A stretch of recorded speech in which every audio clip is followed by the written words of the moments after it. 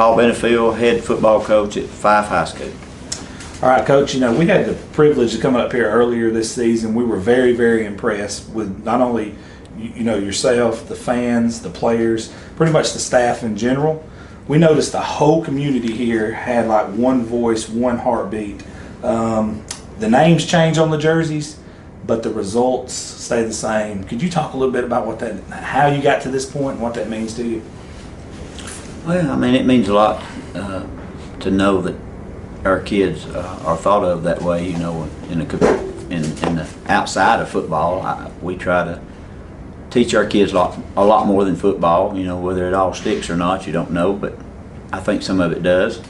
I don't put up with a lot of nonsense, and we try to keep check on their grades and how they are outside of school, and that all means something to me about the integrity of our team. We're not perfect, we know, never will be, but we try. I think the majority of our kids are respectful to people and try to do the best they can most of the time.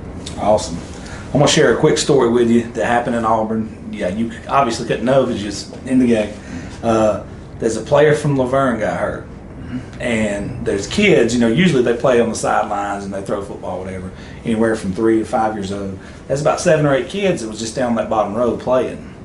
And when the kid from Laverne got hurt, went down on the ground, all those kids hit a knee. Mm-hmm. There's one kid who was standing up, kept screaming, and I'm not joking, Coach, a 4-year-old stood up and said, "Hey, can't you see there's an injured player? Hit a knee." So my point to you is that's a program. When you got kids that age that know you hit a knee when somebody gets hurt, how does that make you feel, hearing stories like that? Yeah, that's a great story. Our parents, of course, that kid don't even know me. He might get to someday, but right now we try to, I kind of overlook our pee-wees, and I don't run nothing down there, but I still keep an eye on it and who coaches it and how they act. And I think I have said this before, and I really believe that everything plays off of me and how I act on the field, and I try to keep my composure on the field, but things can get out of hand in a hurry if you letting kids talk to referees, you letting kids talk to other players. We don't ever have any issues with anybody because we're not going to have any.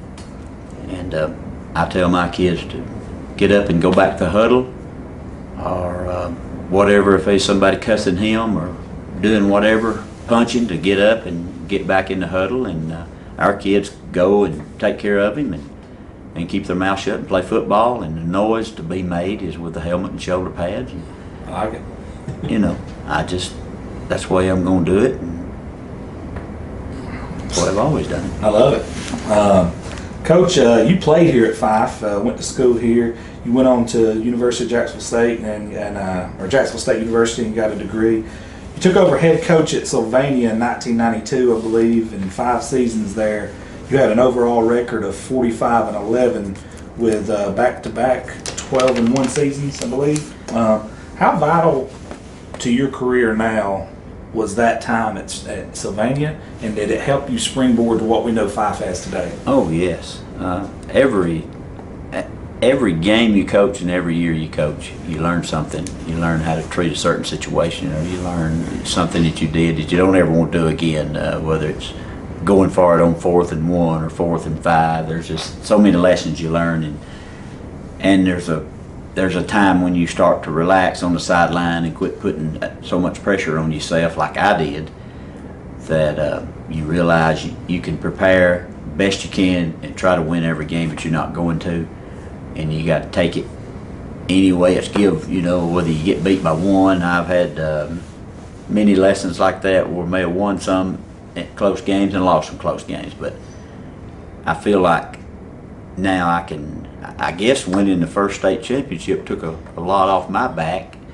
Personally, not just for me, I don't think just a lot of people really expected little old Fyffe to ever win one, and I was the same way. I was raised here, but when we did, it's just like I think it made me a better coach because I can relax now. I just feel like a little bit of something off of me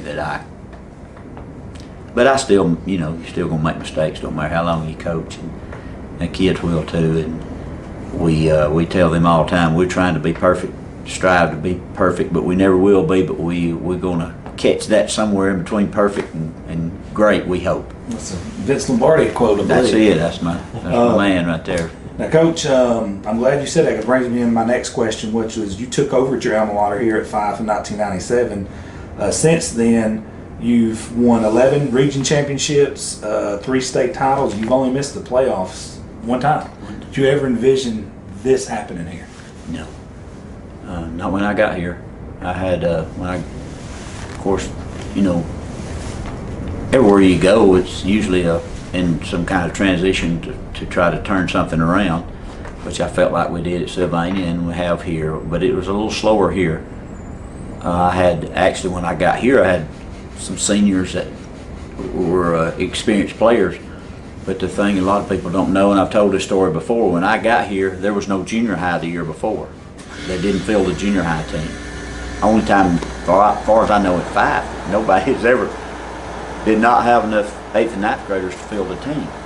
Either lack of eligibility or lack of character or whatever you want to call it. But so, in saying all that, that may not mean anything to an average person listening to this,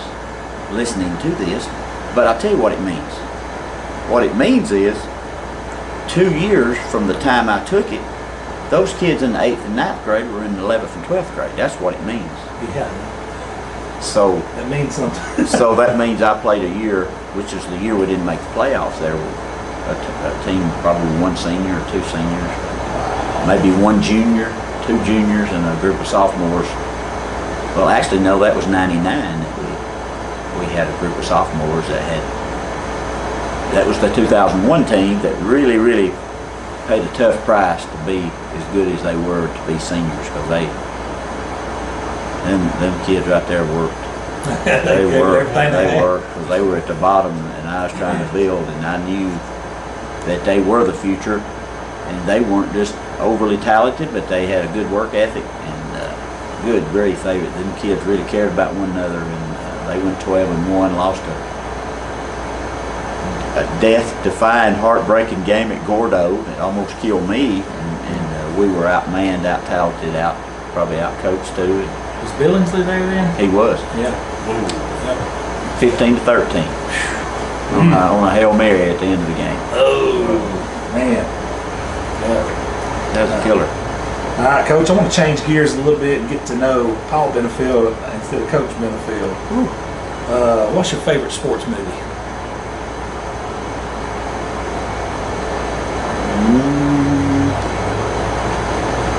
Well, I guess you'd have to say Rudy, but I really did like the story of, it makes me cry all the time if I watch it, but Gale Sayers and the, what was that? I know the name guy of the tore movie. his knee up. Yeah. I can't think of the name of it, but I know what you're talking But that, about. I've always liked that movie. But of course, Rudy would be something that every coach, I guess, would like. What's your favorite vacation spot? Montana. Rocky Mountains. Although I don't get to go but once every 10 years. Favorite television show of all time? Mike and Molly. Mike and Or Molly. Andy Griffith one. I don't know which one. Andy Griffith's in everybody's top 5. Mike and Molly is awesome. Who is your favorite athlete of all time? Could be any sport. Larry Zonka. Larry Zonka. Oh, of any sport? Of any sport, yeah. Oh, I don't know. I sure like Larry Bird. But I like. Oh man, I got a lot of those. That's what we wanted. We want to get the wheels turning. Let's see here. I like you can tell I really liked him. I can't even think of his name. Oh gosh, there's so many players over the years that I really like. I guess I like the blue collar running backs. Larry Zonka was one of those. Quarterbacks as much as I do anything. But Jerry Rice, man. I mean, when you learn something about athletes like him that had the work ethic that he had, and made himself come from a small. Yeah, you can't help but love Jerry Rice and those kind of people. And I never remember. I'm sure he may have, but I don't remember seeing him do a lot of talking too. No, he done his talking on the field. On the field. Who's your favorite band of all time? Band? Yeah. Eagles. Eagles. All right. You like Christmas or Thanksgiving better? Christmas. All right. Let's see, Coach. Finally, tell us a guilty pleasure you have. Somebody your average fan wouldn't know that you like. Something you do that normal, everyday people wouldn't know that you like.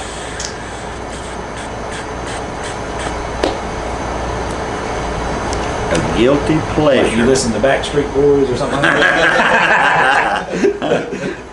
Oh, no, I'm more of a, I listen to Lionel Richie or somebody like There that. we go. So that'd be a, Dancing on the ceiling. Guilty, yeah. All right, Coach, here's a good one. Tell us a coach that you faced or may face on a regular basis that brings out the best in you. In other words, another coach that you're very impressed by.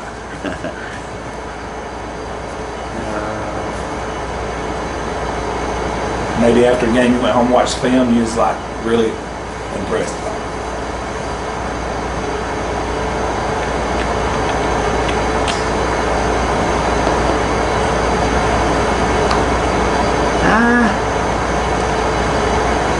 Well, I don't know. I've had, I guess, playoffs. You see a lot of them, but I guess Coach Walter at Geraldine does a good job of, that really you have to come up with some things on offense because he'll read your offense down to the T. Him and Coach Arnold do a good job. Coach Arnold coaches his line, and they read us. So I tell them all the time if I run some kind of false key or false pull, I do something I had never done, and they're griping about it to me, whining around. I say, well, that's just a compliment to you guys. People false key is respecting your coaching. They're using your coaching against you. Absolutely. That's what I try to teach our kids. While we're doing a certain play, is to use their coaching, and that kid to go back and say, Coach, you taught us something that's not working. Yep. It's not working. This guy's pulling this way, but they got the ball going that way. Yeah, we studied this all week, Coach. I'm not the first coach. The only one that does that. He does a good job, but I go against every year. All right. If you weren't teaching and coaching, what profession do you think you'd be doing? Forensic police detective work. FBI. I like it. I might like it till I saw my first dead body, and that might be the end of it. I don't know. No, that's out the window. But I'm a big crime show watcher too. I got you. That might have been my guilty pleasure that I forgot about. I watch when football season's not going on. I'm watching. You're watching PD Live or crime Something. show or something to do with some type of. All right, Coach. This is something I want you to tell us for coaches that a lot of people watch our show all over the state, all over the country. Only. For young coaches coming up, what is some words of wisdom that you wish was told to you that you could tell somebody who's a young coach that's coming up nowadays? Don't ever, when you take a job, don't let someone from the get-go in the community that hires you or has something to do with hiring you, don't let them tell you what players you got to have. You got to keep this boy on the team, or you got to keep this boy on the team, or this boy is the most talented boy. If he wants to do what the rest of the kids does, then we'd be glad to have a talented boy. But if he wants to think he's special and above the team, you're better off to get rid of him and move on. And don't let anybody tell you, and that's hard for a young guy to do that goes in and first thing he gets, he's sitting with the principal or whoever, or the athletic club. Oh, so and so. Oh, Ricky, you got to have him. He's the most talented, but he don't much like to practice, or he don't much. Well, you can ask all my superstars around here that's on the wall. They got treated just as good or bad as some people say it, just as bad as everybody else did. I love it. But one of the probably the worst talkings I ever give anybody was that boy right there on the wall the Sunday before the state championship game. Really? Yeah, I didn't like a body language when he come in, so, so he got the wrath. He took the wrath. That's awesome. Hey man, you're playing for a state championship next Friday. Why you gonna come in and act like you don't want to work out today? You look like you've been asleep all day and night. I remember that game. He was a good one. Yeah, he is a good one. All right, Coach, here's something that we hear a lot of coaches complaining about, not only in football, basketball, and baseball coaches complain about this. so many distractions, whether it be video games, hanging out with buddies, cell phones. How do you keep your players dialed into what you want to do here at Fyffe? I don't know. That's a good question, and it's so many distractions when you get 16. You got a car. You begin to see girls. You got freedom, and what makes a kid special enough that he wants to kids that don't have to have football. They got new cars, new rides, and I have never been one to try to sugarcoat football, despite what you might hear out there about what a great recruiter I am. I don't even recruit Fyffe, so I'm not going to recruit nobody else's school, because football's a tough game, and I would feel a little bit bad about asking a kid and sugarcoating and getting him to come out and then him get out there and get beat up. So I'm not going to ask. I feel like in this sport, now if I coached another sport I might, but I don't ask kids to come out for football, because I'm sure there'll be people see this that don't believe that, but I don't care what they believe. That's the truth. It's true. And I've coached 38 years now, and 27 as a head coach, and I had never asked anybody to play football. No, I'm not saying that's right. I'm just saying a lot of guys do it different, and that's great, whatever works for them. But I want to always say that I've got the 20, the 30, the 32, the 26 kids here at Fyffe that really want to go out and compete. They've paid the price, and they deserve to be out there, and they've done all the work to be there. It's good whether they're just great players or not. Don't always matter. They've accomplished something by even being out here. Absolutely. We noticed you have a lot of quotes like John Wayne and Vince Lombardi throughout this facility. What's your favorite quote in here? Do you have a particular one? The harder you work, the harder it is to surrender. I like that. And I really believe that. I really like that. I just believe that kids that work hard, really work hard. The term work hard is used way too much. Mm-hmm. What one school's work hard and another school's work hard could be Vastly different. Vastly different. It could be. And our kids give up a lot of free time to do what they do here, and I just believe the harder they work, the more they sweat together, the more as I have said many times before, they have a common bond, and that is that they probably at some point in time hated my guts. So, at least it was hating me and not each other. You ride around, you make a bond with a buddy, because, you're not talking about some of your teammates, you're talking about me. That's right. Okay, I can take it. We hear, you always hear fishing tales and things like that. Some of the players told us about the 7th grade initiation. Is that a true story or not? In the weight room. I don't even know what you're talking They about. told us that in 7th grade summer is when you initiate them into the weight room. Oh, yeah. And Ain't no initiation to it. No hazing, if that's what. No, it wasn't a hazing. No, it wasn't a hazing. Ain't no hazing goes on in here. That's it. They basically called, or I think it's Peyton Stoner told us that he had to call and told his mom. He said, "I'll be back when I get graduating." He said, "I got a lot of work to do between now and then." Oh, that's true. But we asked our 7th grade to start. We start teaching them, and we start the brainwashing, as they say. But they spend. Football's not worth 6 hours a week in the summer to you. I've had some people whine around because they can't go on 50 vacations a summer. That's great. Go ahead. You can go. You can go on as many as you want to go, and still play football if you time them out right. Right. And if it's not important enough for you to give up a little bit of time for it, then don't do it. I agree. Go on vacations. You can go on vacations when you're 60 like me. I can't, because I don't have time to go on much of one. When doing research for this this interview, I come across something that's really stunning. I'm going to share with you, Coach. You're currently sitting at 282 wins with only 53 losses. That's an 84.2% winning percentage. That's actually higher than coaches like Danny Horn and Josh Niblett. That's pretty elite company if you look at it. Can you talk about the key ingredients, if there is one key thing that's got you to that point to winning at such a high level for such a long period of time? Well, I think I think I heard Coach Horn say this on it. I watched one. I think y'all got a thing with him, and Yes, I was sir, sitting we there did. going. Most of it, I was sitting there going. That's right. That's right. He That's actually right. had high praises for you too, by the way. Well, I think Coach Horn said something, and I was sitting there going. That's right. And the fact is, he hates to lose more than he likes to win. Mm-hmm. And I get the question of how you keep motivated. All this, and there's different things motivate me.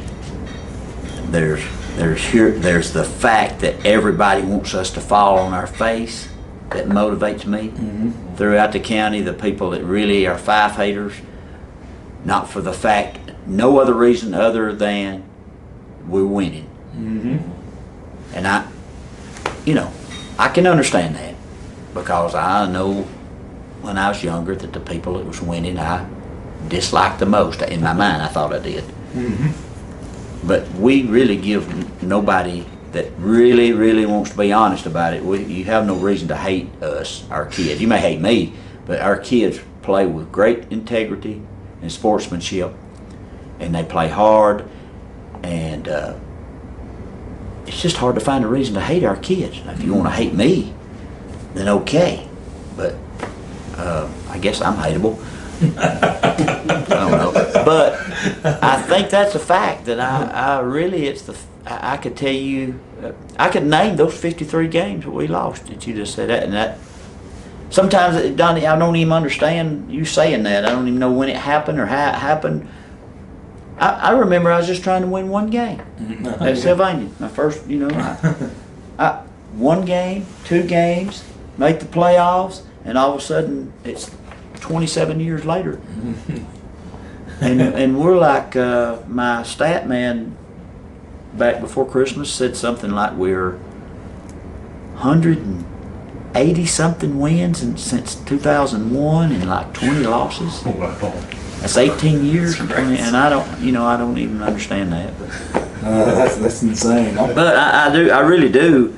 You can get me fired up real easy by, and some little things that people might not think about fires me up. Maybe a kid in school that decides not to play.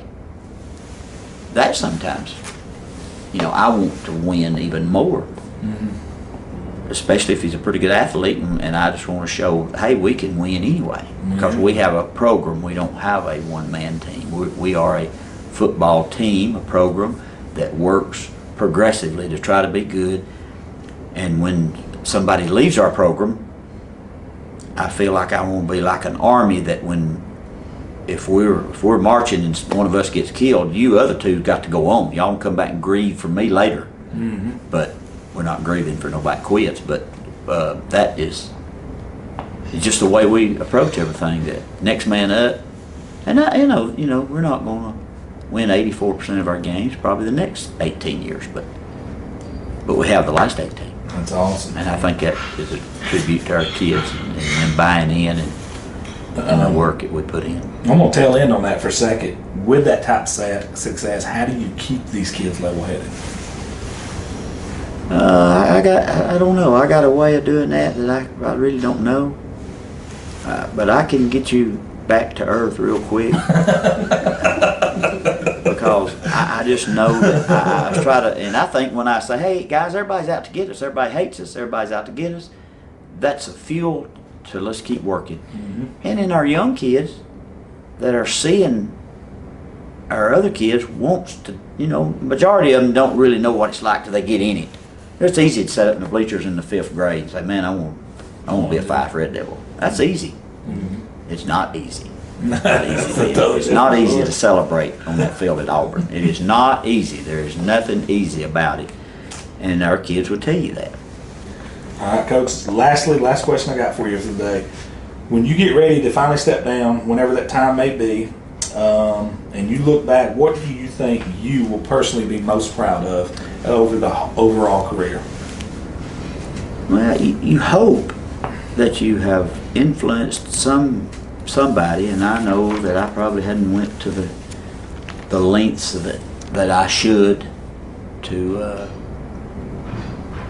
help people like I could. I wished I had more money to do that. My kids that have played for me that have had tough times, But you think somewhere I have enough kids to come by and say, hey, I appreciate you, coach, for, I don't know if I'd made it through this time if it hadn't been for football playing,